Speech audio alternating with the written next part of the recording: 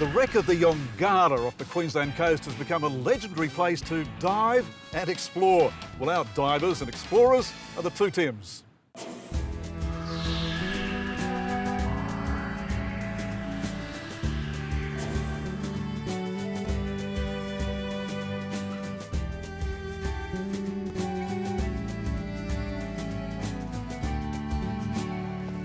Well, here we are in the hills just outside of Townsville, where we're going to continue our journey through the vast tropical wilderness of North Queensland. From here, we'll make our way down to the coast where we'll dive deep under the ocean to experience the SS Yongala, probably one of the world's most exquisite wreck dives. But before that, we've got a bit of exploring to do up here. Located approximately 100 kilometres north of Townsville, the Paluma Range forms the southern end of the Wet Tropics World Heritage Area, a 450-kilometre stretch of wilderness that has been recognised as the oldest continually surviving rainforest on Earth. So we're about 900 metres above sea level on the Paluma Range National Park. We're about 13 kilometres from the coast at this stage, and by the time we finish this afternoon, we're going to be about 33 kilometres from the actual coast. So we're going to go through everything from mangroves all the way into dry ironbark country, so with an annual rainfall variance of almost 3 metres in between. So this is basically where the wet tropics starts and goes all the way up to the Daintree, so some of the oldest living rainforest in the world today.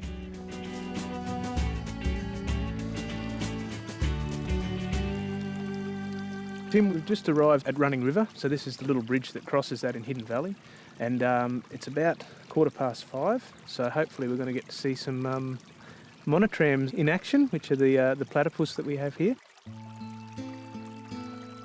Oh, we've got one over there, Tim.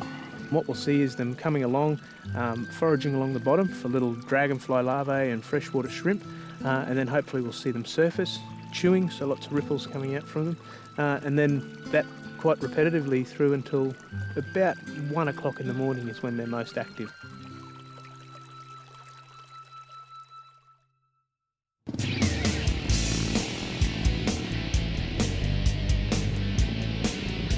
Well, this morning we woke up deep in the wilderness of the Paluma Ranges. However, now we're cruising along Alba Beach in the Burdekin region just south of Townsville. But the real reason why we came down here is to get out there to experience something truly mind-blowing that lies in these waters.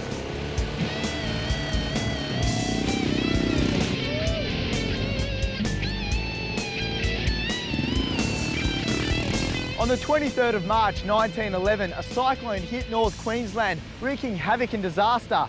One of the biggest tragedies of this event was the sinking of the SS Yongala and the loss of all 122 crew and passengers on board. The wreck of the SS Yongala lay undiscovered for nearly 50 years in these waters right here below me before being identified in 1958. Over time, a wide variety of corals grew in and around the wreck, attracting its own unique and diverse ecosystem. At 109 metres long, it is Australia's largest intact historic shipwreck and is commonly regarded as one of the best wreck dives in the entire world. So let's go check it out.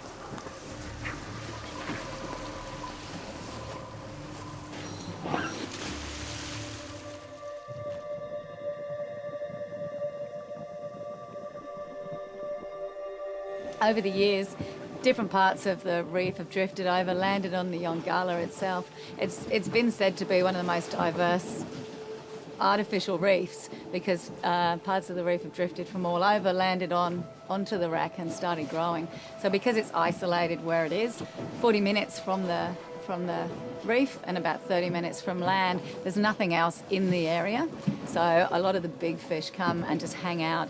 So there's a big food chain on the wreck itself because there's nothing around. It's on the ocean, on the floor bed, and just in sand. It has most of the natural reef that's drifted onto it and has been growing on the wreck, making it really colourful and having a lot of diversity on it. While the sheer amount of fish that can be found on the Yongala is nothing short of mind-blowing, our biggest surprise came when we ventured under the bow of the wreck and came face to face with this, one of the biggest fish we've ever witnessed. A 300-pound Queensland groper called VW, and there's no prizes for guessing how this monster got its name. Another common sight on the wreck is the huge amount of sea snakes that cruise in and out of the vessel, surfacing every now and then to breathe. Olive sea snakes, a few banded sea snakes, which are pretty cool because they like to just cruise past you. They're supposed to be one of the most dangerous creatures in the ocean, but they're pretty friendly. They'll just cruise past you looking for some lunch and not take any notice of you.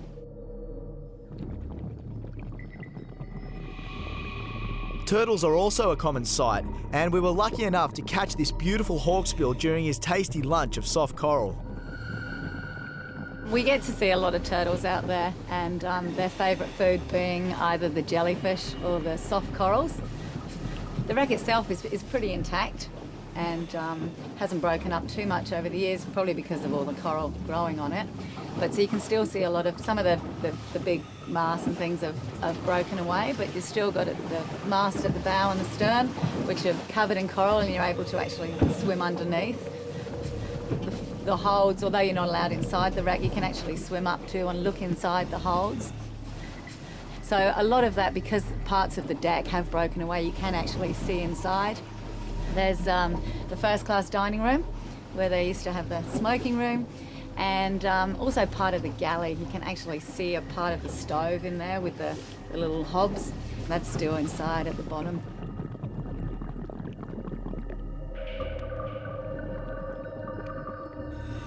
There's just so much stuff down there that sometimes your head's on a bit of a swivel stick as you cruise around. So there's always something going on is the main thing with the Yongala. You're always going to see something good down there. Most people say that you'll see more fish in one dive on the wreck than you'll actually see in 10 dives on the reef, and I think that's pretty true.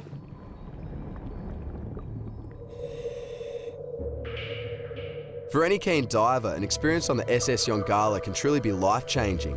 While it is ranked in the top 10 wreck dives in the entire world, as you leave the wreck far behind and head towards the surface, you'll question whether there could possibly be any better.